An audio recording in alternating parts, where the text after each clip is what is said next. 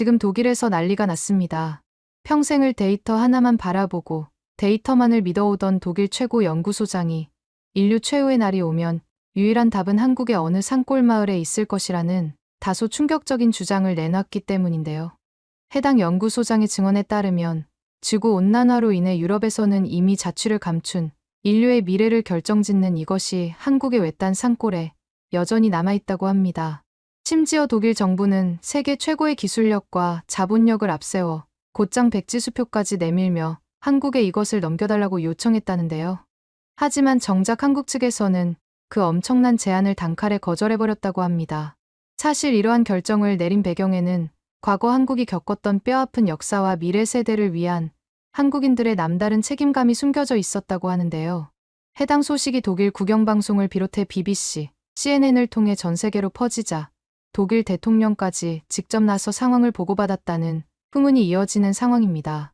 그렇다면 독일의 연구소장이 말하는 인류의 미래를 결정짓는 이것의 정체가 대체 뭔지, 독일 정부에서는 왜 백지수표까지 내밀며 이것을 넘겨달라고 요청했던 건지 함께 알아보러 가실까요? 이야기를 시작하기 전에 구독과 좋아요는 눌러주셨나요? 늘 응원해 주셔서 감사합니다. 안녕하세요. 저는 독일 막스 플랑크 기후영향연구소 소장 데이비드 밀러입니다. 지금까지 차가운 데이터와 딱딱한 수치만 바라보며 살아왔다고 생각했는데요. 최근 몇 년 사이 제 삶이 전혀 예상치 못한 방향으로 흘러가기 시작했습니다. 기후변화가 더 이상 연구실 모니터에 나타나는 그래프나 학회 발표, 자료 속 개념으로만 존재하지 않게 됐어요. 이제는 제 개인 삶과 가족의 운명까지 흔들어 놓는 냉정한 현실이 되었기 때문이죠. 연구소에서 받은 최신 기후 모델링 결과 보고서를 보며 손이 떨렸습니다. 제가 평생 연구하고 경고해온 끔찍한 예측들이 이제는 먼 미래의 가능성이 아닌 바로 눈앞의 현실로 다가오고 있다는 사실을 데이터가 너무나도 명확하고 냉정하게 보여주고 있었어요. 지구 온도 상승 속도는 이미 임계점을 넘어 예상보다 훨씬 빠르게 가속화되고 있었고, 그 결과 수많은 동식물종의 대멸종이 불과 몇 년 안에, 아니 어쩌면 바로 내일이라도 시작될 수 있음을 경고하고 있었습니다. 보고서를 한 장 한 장 넘기던 제 손가락이 특정 페이지에서 갑자기 멈췄어요. 알프스 고산지대의 취약한 생태계, 붕괴 속도가 특히 빨라지고 있었습니다. 그곳의 상징과도 같은 희귀한 꽃, 에델바이스의 자생지가 기후변화의 직격탄을 맞아 불과 5년 안에 특정 지역에서는 완전히 사라질 것이라는 참담한 예측이 담겨 있었죠. 순간 가슴이 철렁 내려앉았습니다. 에델바이스는 제게 단순한 연구, 대상이나 알프스의 아름다운 야생화가 아니었어요. 바로 제 어린 손녀, 엘리제의 마지막 남은 희망일지도 모르는 너무나도 소중하고 절박한 존재였으니까요.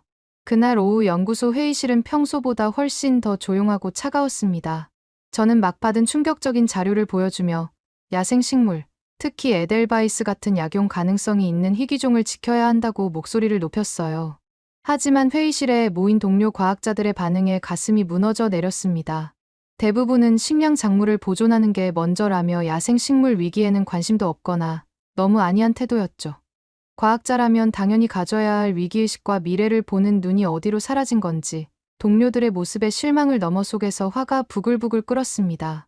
하지만 차마 동료들을 대놓고 비난할 수는 없었어요. 솔직히 저도 사랑하는 손녀 엘리제의 일이 아니었다면 알프스 산자락에서 사라져가는 이름 모를 야생화의 운명을 이렇게까지 절박하게 마음 아파했을지 모를 일이었으니까요. 회의는 아무런 결론 없이 무거운 분위기 속에서 끝났고 저는 홀로 남아 깊은 고민에 빠졌습니다. 과연 이런 절망적인 상황에서 과학자로서 그리고 한 명의 할아버지로서 제가 할 수 있는 일이 무엇일까 하고 말이죠. 어둠이 짙게 내린 연구실 창밖을 바라보며 아무것도 할 수 없다는 무력감에 온몸이 짓눌렸습니다. 퇴근길, 발걸음이 평소보다 몇 배는 더 무겁게 느껴졌습니다. 병원으로 향하는 내내 머릿속은 온통 엘리제 생각뿐이었죠. 병실 문을 열고 들어서자 창백한 얼굴의 엘리제가 힘없이 저를 바라보며 희미하게 웃어 보였습니다.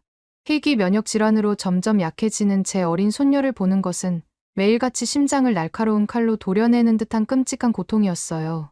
세계 최고 수준이라는 독일의 의료 기술, 온갖 종류의 최신 치료법을 다 시도했지만 엘리제의 병세는 야속하게도 조금도 나아질 기미를 보이지 않았습니다. 담당 의사도 침통한 표정으로 제 어깨를 두드리며 말하더군요. 마지막 희망처럼 최근 에델바이스에서 추출된 특정 희귀 화합물이 면역 조절에 획기적인 효과를 보일 수 있다는 초기 단계의 연구 결과가 나왔다고요. 하지만 의사는 곧이어 정말 잔인할 만큼 절망적인 말을 덧붙였습니다. 안타깝게도 에델바이스는 이미 극심한 멸종 위기에 처해 있어 추가적인 연구나 임상시험을 진행하는 것 자체가 현실적으로 불가능하다는 거였어요. 그 순간 주변의 모든 것이 무너져 내리는 느낌이 들었습니다. 과학자로서 평생 지켜온 차가운 이성과 손녀를 향한 할아버지의 뜨겁고도 절박한 사랑이 제 안에서 격렬하게 부딪혔어요. 제 마음을 갈갈이 찢어놓는 것 같았습니다. 이대로 엘리제를, 제 소중한 손녀를 허망하게 떠나보낼 수는 없었어요. 어떻게든 무슨 수를 써서라도 에델바이스 종자라도 확보해야만 했습니다.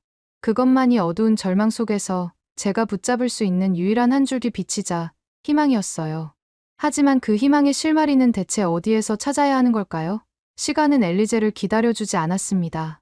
그날 밤, 저는 잠을 이룰 수 없었습니다.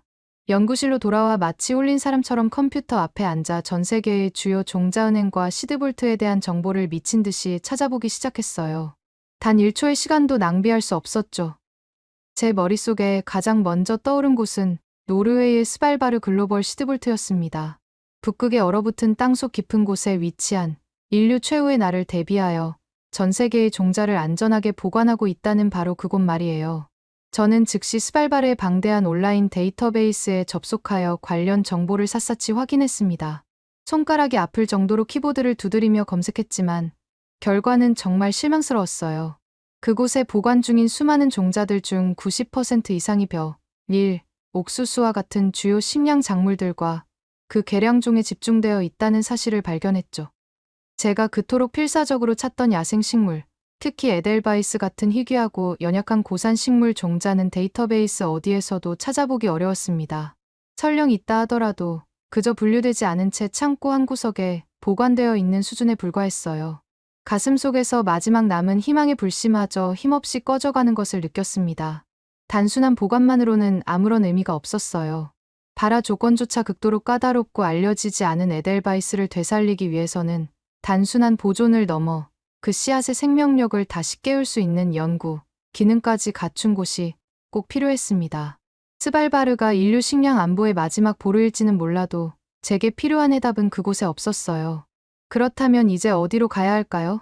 정말 이대로 모든 것을 포기해야 하는 걸까요?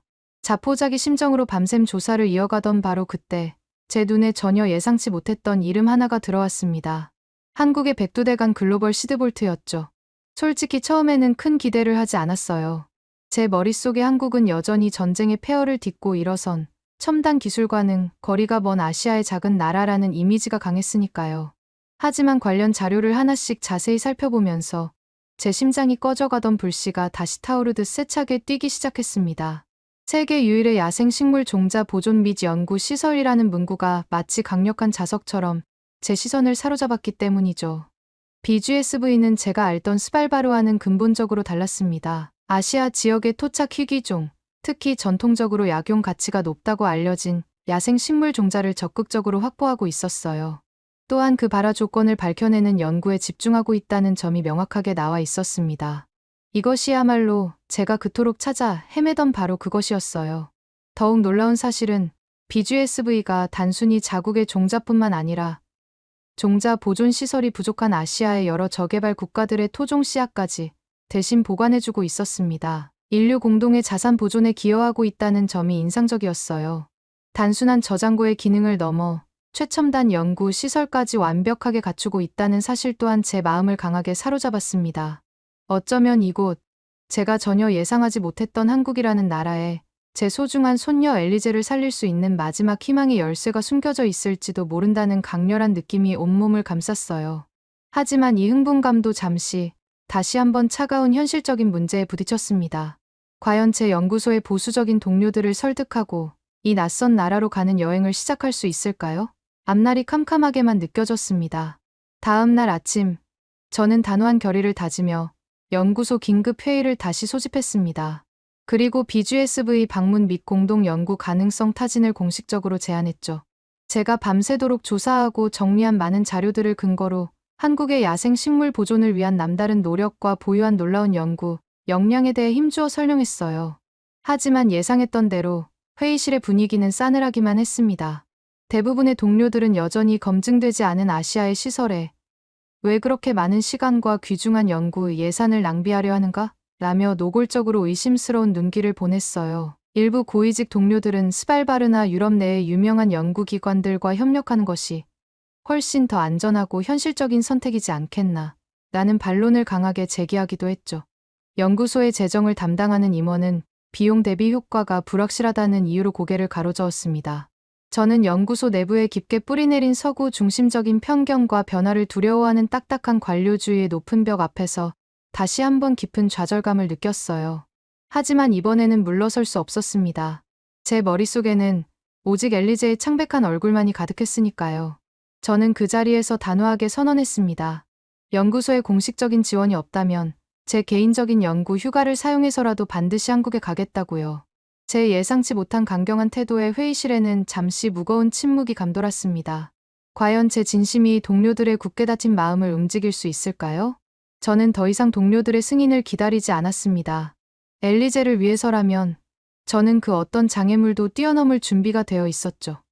그 길로 저는 BGSV에 공식 이메일을 보내 방문 및 정보 교환을 정중하게 요청했습니다. 답장을 받기까지는 적어도 며칠, 아니 어쩌면 몇 주가 걸릴 것이라고 예상했어요.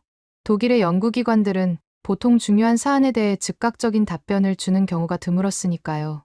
그런데 제 예상을 완전히 뒤엎는 일이 벌어졌습니다. 놀랍게도 이메일을 보낸 지 불과 하루 만에 답변이 온 것이에요. 그것도 아주 유창한 영어로 작성된 자세하고도 진심으로 환대하는 내용의 이메일이었죠. 발신인은 자신을 박서연 연구원이라고 소개한 젊은 한국인 식물학 박사였습니다. 더욱 놀라운 것은 박서연 연구원이 이미 제 연구 배경과 현재 제가 처한 상황까지 자세히 파악하고 있다는 점이었어요. 박서연 연구원은 제 방문을 진심으로 환영한다는 따뜻한 말과 함께 BGSV의 야생식물 연구 현황에 대한 많은 양의 자료까지 친절하게 첨부해 주었더군요. 저는 독일의 그 어떤 유명한 연구기관에서도 경험해보지 못했던 이렇게 빠르고 전문적이면서도 인간적인 대응에 깊은 인상을 받았습니다. 비록 작은 시작일 수 있지만 한국이라는 나라와 그 시스템에 대한 막연한 기대감이 제 마음속에 처음으로 생기기 시작했어요. 어쩌면 이번 한국행이 제 인생에 그리고 엘리제의 운명의 중요한 전환점이 될지도 모른다는 예감이 강하게 들었죠. 이제 주사위는 던져졌습니다. 드디어 한국으로 떠나는 날이 밝았습니다. 비행기에 오르는 제 마음은 기대와 불안감이 뒤섞여 복잡하기만 했죠. 긴 비행 끝에 인천국제공항에 첫 발을 내디뎠을 때 저는 그 엄청난 규모와 눈부신 첨단 시설, 그리고 믿을 수 없을 만큼 질서정연하고 효율적인 시스템 운영에 정말 놀랐어요. 제가 익숙했던 독일의 공항들과는 여러모로 다른 활기차면서도 잘 정돈된 분위기가 느껴졌죠. 하지만 서울 도심을 벗어나 KTX 기차에 몸을 싣고 봉화로 향하는 동안 창밖으로 펼쳐지는 평화롭고 한적한 한국의 시골 풍경은 제 마음속 깊은 곳에 여전히 남아있던 오랜 의구심을 다시금 스멀스멀 피어오르게 만들었습니다. 과연 이렇게 조용하고 외딴 시골 마을에 내가 기대하는 세계적인 수준의 연구 시설이 정말로 존재할 수 있을까 하는 불안감이었죠. 제 복잡한 마음을 읽기라도 한 듯 봉화역 플랫폼까지 마중 나온 박서연 연구원은 환한 미소와 함께 제법 유창한 독일어로 제게 먼저 인사를 건넸습니다. 사진으로 본 것보다 훨씬 젊고 활기찬 모습의 박서연 연구원에게서는 자신감 넘치는 에너지가 느껴졌어요. 분명 인상적인 첫 만남이었지만 오랜 학계 경험에서 비롯된 저의 비판적이고 의심스러운 시선은 아직 완전히 거두어지지 않았습니다. 봉화역에서 BGSV로 향하는 차 안에서 박서연 연구원은 단순히 시설에 대한 기능적인 설명에 그치지 않았습니다. 봉화 지역의 아름다운 자연환경과 그 속에서 살아가는 사람들의 이야기를 들려주었어요. BGSV가 단순한 콘크리트 건물이 아니라 이 땅의 역사와 정신을 담고 있는 국가적인 의지의 산물임을 거듭 강조했죠. 특히 과거 청양고추나 구상나무처럼 소중한 토종 종자의 주권을 외국 기업이나 연구자들에게 허망하게 빼앗겼던 쓰라린 경험이 있었습니다.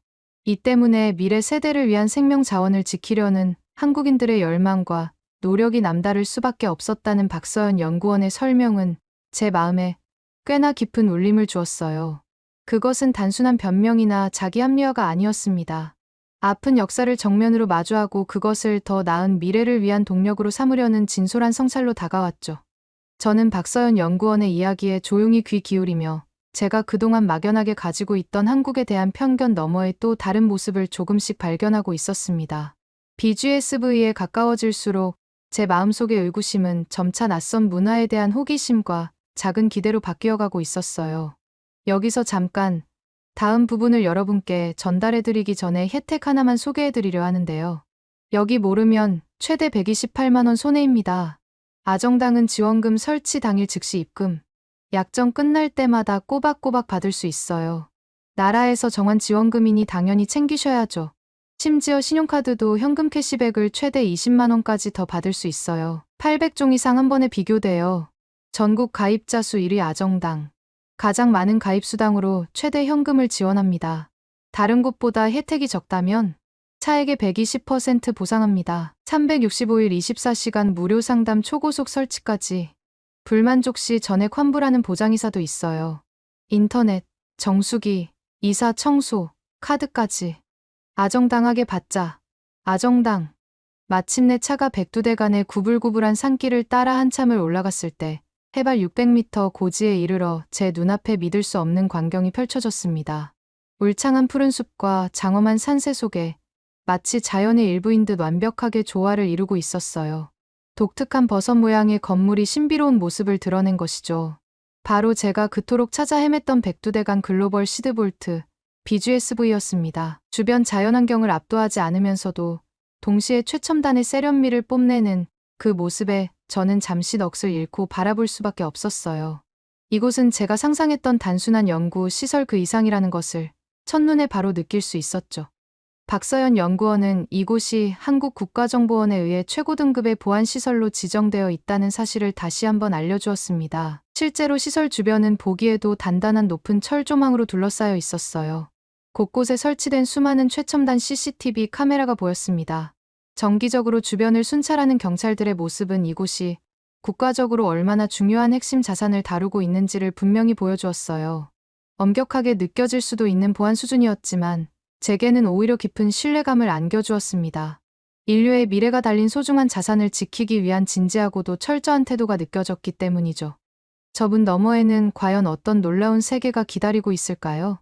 박서연 연구원의 안내를 받아 저는 마침내 BGSV 내부로 들어섰습니다. 지하 46m 깊이까지 나선형으로 이어지는 긴 터널을 따라 내려가는 동안 제 심장은 미지의 세계를 탐험하는 모험가처럼 기대감으로 빠르게 뛰고 있었어요. 터널 끝에 다다라 두꺼운 강철 문이 열리는 순간 서늘하면서도 상쾌한 공기가 느껴졌습니다. 상상을 초월하는 거대한 규모의 지하 저장고가 제 눈앞에 펼쳐졌어요. 그 압도적인 규모와 먼지 하나 없이 깨끗한 내부가 놀라웠습니다. 곳곳에 설치된 최첨단 설비들의 조화는 마치 공상과학 영화 속 미래 세계의 비밀 기지에 들어선 듯한 강렬한 착각마저 불러일으켰어요. 영하 20도, 상대 습도 40% 이하, 종자의 생명력을 수백 년, 아니 수천 년까지도 보존할 수 있다는 이 완벽한 환경이 유지되고 있었습니다. 단 1초의 오차도 없이 24시간 365일 작동한다는 사실이 믿기 어려울 정도였죠. 최첨단 항온항습 시스템이 있었습니다. 만일의 정전 사태나 재난에 대비한 2중, 3중의 백업 전력 시스템도 갖추고 있었어요. 자동화된 로봇팔이 움직이는 모습 등을 보며 저는 연신 감탄의 말을 쏟아냈습니다. 제가 평생을 몸담았던 독일의 그 어떤 유명한 연구, 시설과 비교해도 결코 뒤지지 않았어요. 아니 오히려 몇몇 측면에서는 훨씬 더 뛰어나다고 해도 과언이 아닐 정도의 놀라운 기술력이었어요. 저장고 내부는 마치 거대한 미래형 도서관 같았습니다. 아니 수십만 점은 좋게 넘어 보이는 종자 샘플들이 특수 용기에 담겨 있었어요. 각각 고유 번호가 부여된 이 용기들은 끝없이 이어진 거대한 서가에 보관되어 있었습니다. 완벽하게 분류되고 체계적으로 관리되고 있었죠. 그 규모와 정교함은 정말 장관이었어요. 박서연 연구원은 특히 BGSV가 자랑하는 블랙박스 시스템에 대해 자세히 설명해 주었습니다. 이것은 국내외 다양한 기관에서 맡긴 소중한 종자들의 소유권을 철저히 보장하기 위해 만든 시스템이었어요. 종자가 담긴 봉인된 상자를 외부에서 절대 임의로 열지 않고 그대로 영구 보존하는 방식이라고 하더군요. 이런 철저한 관리 원칙과 맡긴 사람에 대한 존중이 인상적이었습니다. 운영의 투명성은 BGSV가 짧은 시간에 국제적인 신뢰를 얻는 데 큰 역할을 했을 거라는 생각이 들었어요. 제 마음속 깊이 자리 잡고 있던 마지막 남은 작은 의구심마저 사라졌습니다. 차가운 저장고의 공기 속으로 눈 녹듯 완전히 없어지는 순간이었죠. 이곳 BGSV의 시설 규모와 관리 체계는 의심할 여지 없이 세계 최고 수준이었습니다. 하지만 제게는, 아니 인류 전체에게는 어쩌면 이것보다 더 중요한 것이 남아 있었어요. 바로 연구 기능이었죠. 단순한 보존을 넘어 이 잠자는 생명의 씨앗들을 다시 깨울 수 있는 능력 말입니다. 저장고 바로 옆에 위치한 최첨단 연구 시설로 발걸음을 옮겼을 때 저희 심장은 다시 한번 기대와 흥분으로 세차게 뛰기 시작했습니다. 유리병 너머로 보이는 연구실 내부에서는 단순한 보관 업무를 넘어선 활동들이 보였어요. 제가 그토록 바라왔던 실제적인 연구 활동들이 활발하게 진행되고 있었습니다. 종자의 생존율과 발화율을 높이기 위한 다양한 조건 테스트가 이루어지고 있었어요. 각 종자 고유의 유전적 특성을 밝혀내기 위한 DNA 염기 서열 분석도 진행 중이었습니다. 더욱 효과적이고 안전한 장기 보존법을 개발하기 위한 실험들이 바로 제 눈앞에서 펼쳐지고 있었죠. 젊은 연구원들의 진지한 눈빛에서는 자신들의 연구에 대한 뜨거운 열정과 자부심이 고스란히 느껴졌어요. 복도를 오가며 나누는 전문적인 토론 소리는 제게 깊은 인상을 주었습니다. 박서연 연구원은 특히 멸종 위기에 처한 야생 식물의 발화 조건을 정확히 밝혀내는 연구에 중점을 둔다고 설명했어요. 필요할 경우 인공적으로 발화시켜 복원하는 기술을 개발하는 것이 BGSV의 핵심 연구 목표 중 하나라고 힘주어 말했습니다. 이것이야말로 제가 알던 단순 보관 위주의 스발바르 시드볼트와의 결정적인 차이점이었어요. 제가 먼 한국의 BGSV에 마지막 희망을 걸었던 가장 중요한 이유이기도 했죠. 저는 이곳이라면 그토록 저를 초조하게 했던 에델바이스의 까다로운 발화 비밀을 풀 수 있을 거라고 생각했습니다. 마침내 그 연약한 씨앗에 다시 생명을 불어넣어 복원할 수 있을지도 모른다는 강한 확신이 들었어요. 캄캄한 어둠 속에서 길을 잃고 헤매던 제 앞에 마침내 한 줄기 밝은 빛이 비추기 시작하는 듯 했습니다. 하지만 과연 이 희망은 현실이 될 수 있을까요? 아직 넘어야 할 산은 많았어요.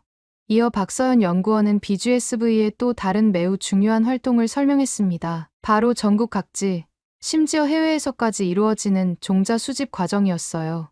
스크린에 펼쳐지는 사진과 영상들은 제게 또 다른 충격과 깊은 감동을 안겨주었죠.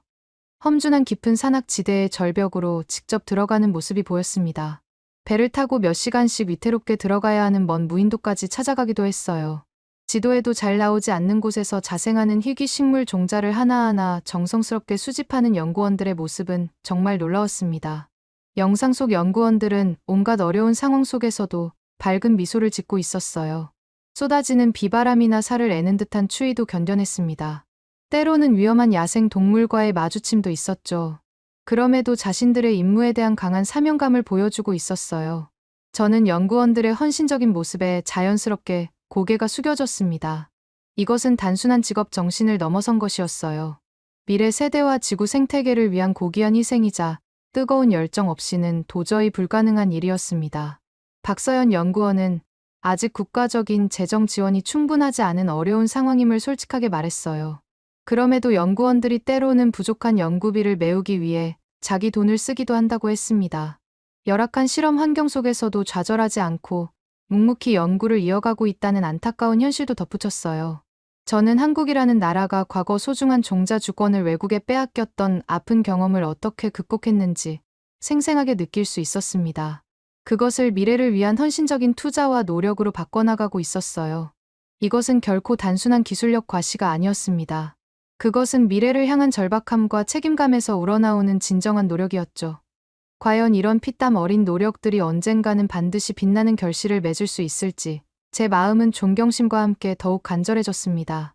마침내 저는 떨리는 마음으로 용기를 내어 제가 이곳 봉화까지 찾아온 진짜 이유를 조심스럽게 꺼냈습니다. 바로 제 손녀 엘리제와 에델바이스에 관한 이야기였죠. 제가 밤새도록 정리하고 준비해 온 에델바이스 관련 자료들을 박서연 연구원에게 보여드렸어요. 과거 분포 현황부터 현재 급격히 줄어드는 추세가 담겨 있었습니다. 자세한 생태적 특성, 그리고 최근 발견된 약용 가능성 연구 결과까지 모두 공유했죠. 그러면서 목소리가 살짝 떨리며 BGSV와 혹시라도 함께 연구하거나 협력할 수 있는지 물었습니다. 제 목소리는 저도 모르게 가늘게 떨리고 있었어요. 엘리제의 창백하지만 사랑스러운 얼굴이 눈앞에 선명하게 떠올랐기 때문이죠. 박서연 연구원은 제가 건넨 많은 양의 데이터를 마치 자신의 일처럼 놀라운 집중력으로 검토했습니다. 꼼꼼하고 진지하게 살펴보는 모습이 인상적이었어요. 연구실에는 잠시 숨막히는 침묵이 흘렀죠. 마침내 박서연 연구원은 고개를 들어 저를 바라보며 제안을 했습니다. BGSV가 보유하고 있는 방대한 양의 유사 고산 환경 자생식물 종자 데이터베이스와 제 데이터를 비교 분석하자고 했어요. 의미 있는 연관성을 찾아보자는 제안이었습니다. 더 나아가 BGSV가 최근 몇 년간의 연구를 통해 독자적으로 개발에 성공한 기술도 언급했어요. 야생식물 발화 촉진 특수 기술을 에델바이스 종자에도 적용해 볼 수 있다는 제 심장을 다시 뛰게 만드는 희망적인 답변이었습니다. 순간 제 눈시울이 뜨겁게 달아오르는 것을 느꼈어요. 정말 어쩌면 엘리제를 살릴 수 있는 길이 열릴지도 모른다는 생각에 가슴이 벅차올랐죠. 하지만 그 벅찬 감격과 함께 새로운 고민이 생겼습니다. 이 귀중한 국가적인 기술과 공적인 자원을 제 개인적인 문제에 이용해도 되는 것인지 망설여졌어요. 그것도 가족의 문제를 해결하기 위해서였죠. 과학자로서의 양심과 할아버지로서의 간절한 소망 사이에서 저는 다시 한번 깊고도 고통스러운 윤리적인 고민에 빠져들기 시작했습니다.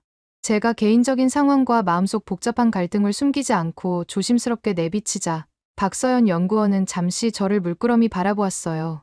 그리고 BGSV가 설립 이후 지금까지 단 한 번도 흔들리지 않고 지켜온 기본 원칙에 대해 다시 한번 말했습니다. 차분하지만 단호한 말투로 강조했어요. BGSV의 모든 연구와 보존 활동은 오직 인류 공동의 이익과 지구 생물 다양성 보존이라는 더 큰 대의를 가장 중요한 가치로 삼고 있었습니다. 결코 특정 개인이나 특정 국가의 사적인 이익을 위해 운영되지 않는다는 거였어요. 박서연 연구원은 몇 가지 사례를 들었습니다. 과거 끔찍한 내전으로 인해 자국의 모든 농업 기반과 종자를 잃었던 시리아의 이야기였어요. 유엔의 중재하에 스발바르 시드볼트에 미리 보관해두었던 밀과 보리 종자를 찾아갔죠. 그렇게 국가 재건의 발판을 마련했던 감동적인 사례를 언급했습니다. 역설적이게도 한국 역시 자국의 소중한 토종벼 종자 수백 종을 미래의 위협에 대비하여 노르웨이의 스발바르에 안전하게 맡긴 사례도 들었어요.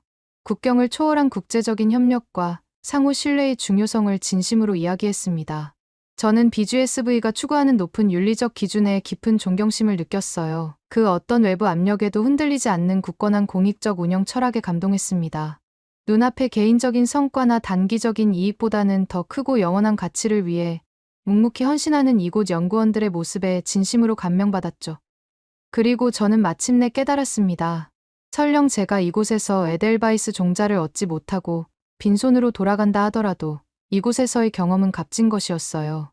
BGSV에서의 경험과 이들이 보여준 고귀한 정신은 제 남은 연구, 인생과 삶 전체에 걸쳐 무엇과도 바꿀 수 없는 소중한 가르침을 주었다는 사실을 깨달았습니다. 하지만 과연 이 고결한 깨달음만으로 저는 정말 만족할 수 있을까요? 정상에 누워 저를 기다리고 있을 엘리제의 얼굴이 다시 한번 제 마음을 아프게 파고들었습니다.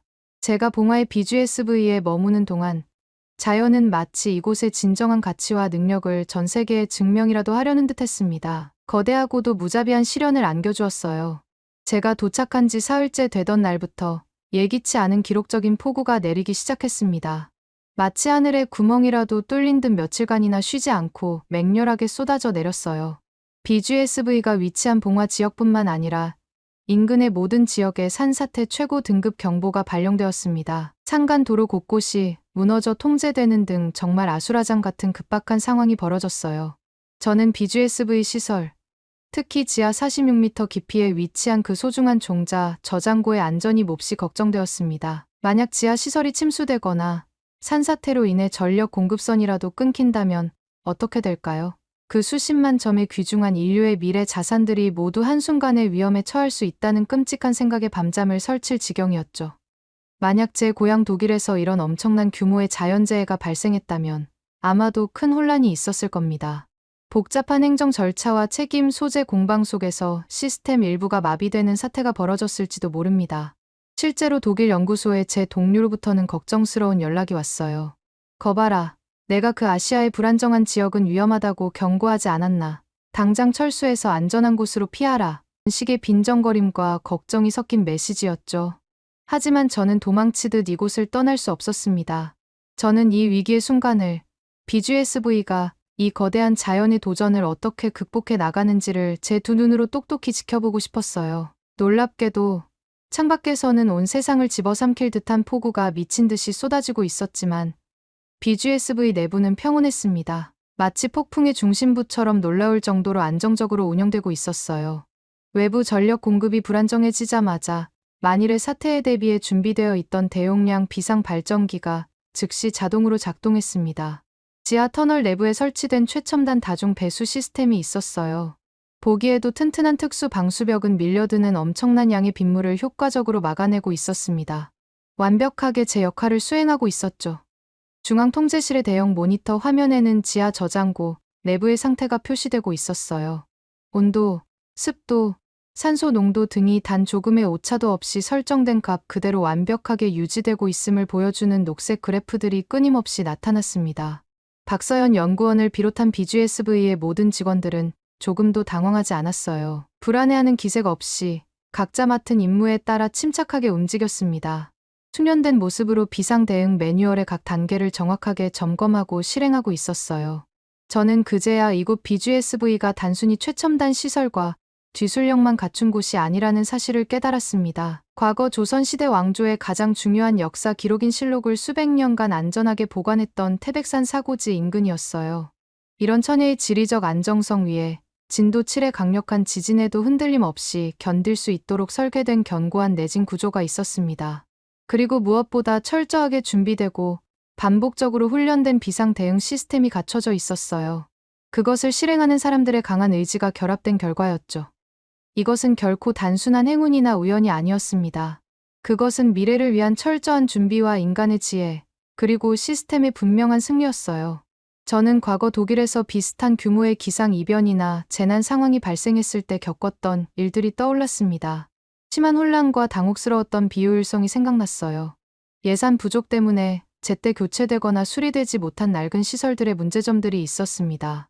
위기 상황 속에서도 각 부처의 이해관계 때문에 한없이 더디기만 했던 관료적인 의사결정 과정도 있었어요. 서로에게 책임을 미루기에만 급급했던 정치인들과 공무원들의 실망스러운 모습들. 지금 제 눈앞에서 펼쳐지고 있는 한국 BGSV의 대응과는 너무나도 달랐습니다. 빠르고 체계적이며 일사불란한 모습은 독일의 경험과 확연히 대조되는 부끄러운 기억들을 떠올리게 했어요. 제 옆에서 함께 상황을 지켜보던 박서연 연구원은 마치 제 마음속 생각을 읽기라도 한 듯했습니다. 창밖에 여전히 거센 빗줄기를 담담한 눈빛으로 바라보며 조용히 말했어요. 위기는 언제든 예고 없이 우리를 찾아올 수 있습니다. 박사님. 중요한 것은 그 위기 자체를 막는 것이 아닙니다. 위기가 닥쳤을 때 얼마나 철저하게 대비하고 있었는지, 그리고 그것을 끝까지 포기하지 않고 지켜내려는 우리 모두의 강한 의지가 중요해요. 우리는 미래 세대를 위해 이 소중한 씨앗들을 반드시 지켜내야만 합니다.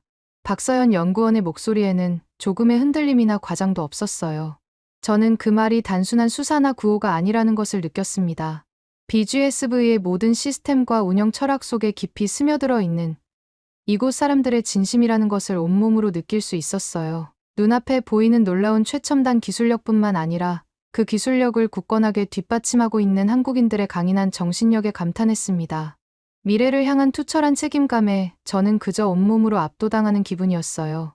이들은 정말이지 제가 알던 세상의 사람들과는 무언가 근본적으로 달랐습니다.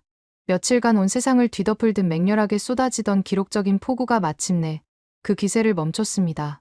하늘은 언제 그랬냐는 듯 눈부시게 맑은 햇살을 보여주었어요. BGSV는 그 거대하고도 무자비했던 자연의 위협 속에서도 단 한 치의 흔들림이나 피해 없이 버텨냈습니다. 지하 저장고 속의 수십만 점의 소중한 생명의 씨앗들을 완벽하게 지켜냈어요. 모든 시스템은 정상적으로 작동하고 있었고 직원들은 다시 일상적인 연구 업무로 돌아가 있었습니다. 그 굳건하고도 평온한 모습을 제 두 눈으로 직접 확인했을 때 저는 깊은 감동을 느꼈어요. 제 평생의 연구 인생을 통틀어 가장 강렬하고도 깊은 감동이었습니다. 이전과는 전혀 다른 차원의 엄청난 깨달음을 얻었어요. 이곳 BGSV는 단순히 희귀한 식물 종자를 안전하게 보관하는 저장고가 아니었습니다. 그것은 점점 더 예측할 수 없는 기후 변화와 맞서는 보루였어요. 끊임없이 발생하는 온갖 종류의 재앙 앞에서 인류의 미래 식량과 귀중한 생명 자원을 묵묵히 지켜내고 있었습니다. 꿋꿋이 지켜내는 실질적인 현대판 노아의 방주 그 자체였던 거예요. 저는 저도 모르게 곁에 서 있던 박서연 연구원의 손을 꼭 잡았습니다. 그리고 북받쳐 오르는 감정을 누르며 떨리는 목소리로 제 온 마음을 다해 말했어요. 박사님, 이제야 정말 알겠습니다. 이곳은 단순한 건물이 아닙니다. 이것은 미래를 향한 한국인들의 굽히지 않는 의지입니다. 깊고 어두운 절망 속에서 우리 인류가 마지막으로 붙잡아야 할 가장 밝은 희망, 바로 그것입니다. 제 자신도 모르게 뜨거운 눈물이 뺨을 타고 계속 흘러내렸습니다. 평생을 지켜왔던 과학자로서의 냉철함과 객관적인 이성은 이미 폭우 속의 흙탕물처럼 씻겨 내려간 지 오래였죠. 독일로 돌아가기 전날 밤, 저는 봉화의 숙소에서 깊은 생각에 잠겼습니다. 그리고 오랜 고민 끝에 제 인생에서 가장 중요한 결정 중 하나를 내렸어요. BGSV의 헌신적인 연구 노력에 깊은 신뢰를 느꼈습니다. 인류 전체를 위한 고귀한 공헌에 대한 제 깊은 신뢰와 무한한 존경의 마음을 담았어요. 제가 그토록 필사적으로 찾아 헤맸던 에델바이스 종자 샘플을 이곳에 맡기기로 했습니다. 제게 마지막 희망이었던 그 샘플을 바로 이곳 BGSV에 정식으로 맡기기로 결정했어요. 다음 날 아침, 저는 박서연 연구원을 찾아가 제 결정을 차분히 알렸습니다. 소중하게 간직해왔던 에델바이스 종자 샘플이 담긴 작은 특수 용기를 건넸어요. 부디 이 작고 연약한 씨앗이 언젠가 인류의 미래에 도움이 되길 바랍니다. 그리고 저희 소중한 손녀 엘리제와 같이 고통받는 세상의 모든 아이들에게 한 줄기 밝은 희망의 빛이 될 수 있도록 박 박사님과 BGSV 연구원 여러분들의 지혜와 열정으로 최선을 다해 주시길 간곡히 부탁드립니다.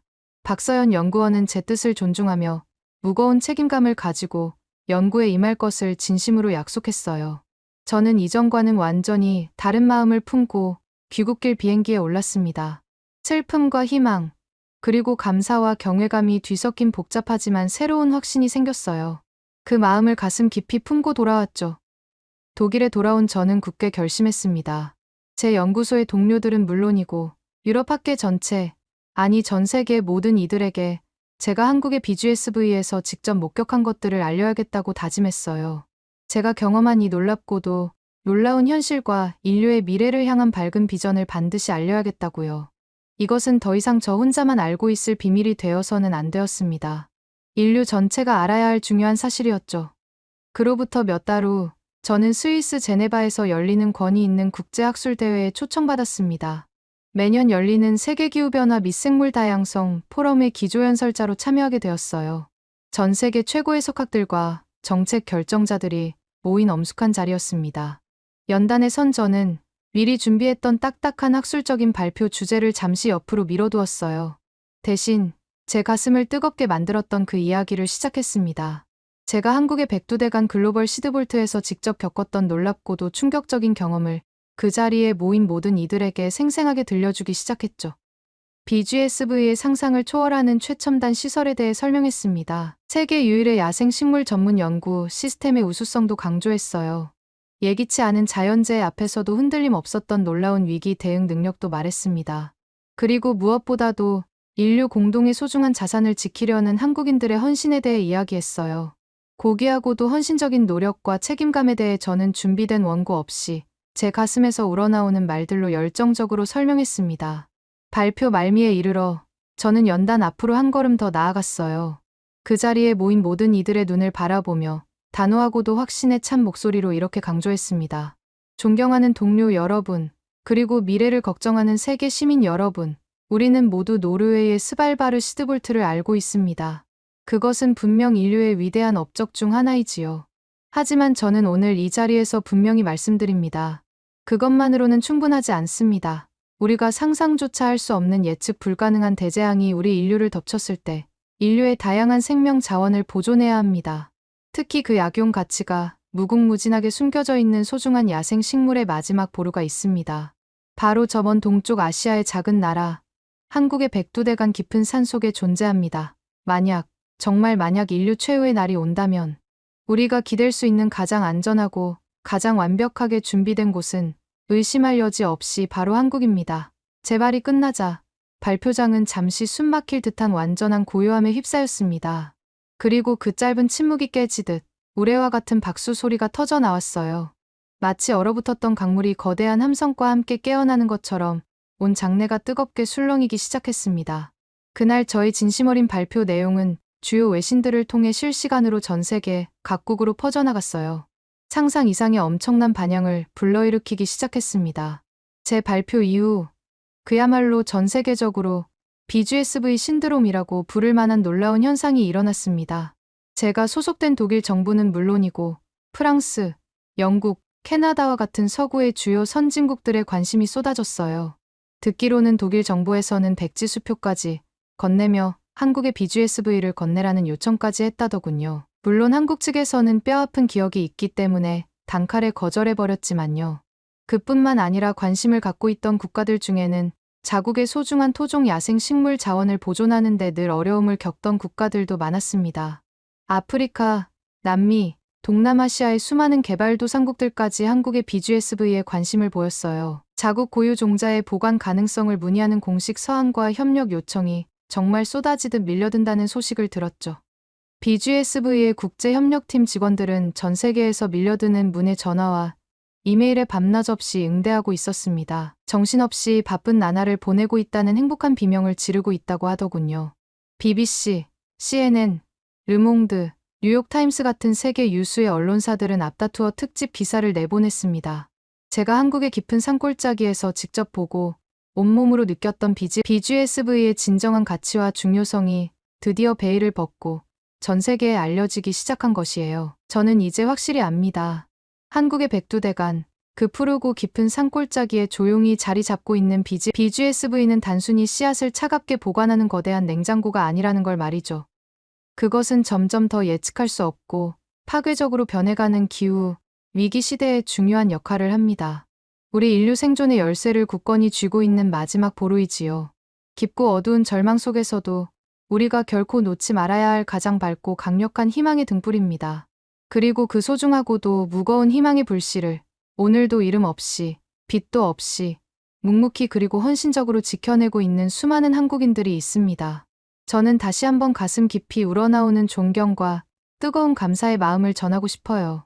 어쩌면 우리 인류의 불안한 미래는 바로 이들의 강인하고도 책임감 있는 손에 달려있을지도 모른다는 생각을 하며 말이죠. 그래서 그러는데 한국인 여러분들은 봉화에 저런 시설이 있다는 걸 알고 계셨었나요? 오늘의 사연은 어떠셨나요? 오늘의 사연이 마음에 드셨다면 좋아요만 한번 눌러주세요. 1초밖에 안 걸리지만 좋아요를 한번 눌러주시면 더 좋은 사연을 소개해드리는데 큰 힘이 된답니다. 긴 영상 시청해주셔서 감사합니다. 오늘도 행복한 하루 보내세요.